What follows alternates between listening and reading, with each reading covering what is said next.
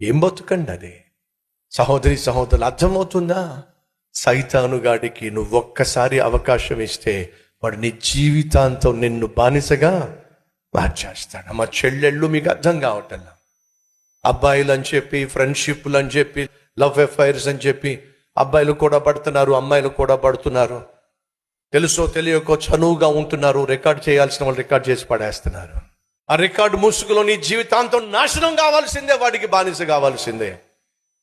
ఎవడో బాయ్ ఫ్రెండ్తో చనువుగా ఉండాలని చెప్పి వెళ్ళి ఆఖరికి ముక్కు ముఖం ఎరగనటువంటి తాగుబోతోళ్ళతో, తిరుగుబోతోళ్ళతో వాళ్ళు ఎంతమందితో ఏ పాపిష్టి పనులు చేస్తున్నారో అలాంటి అడ్డమైన వాళ్లకు తన శరీరాన్ని అప్పగించాల్సిన దౌర్భాగ్య స్థితి. ఇదే సైతానుగాడు చేసేటటువంటి పని.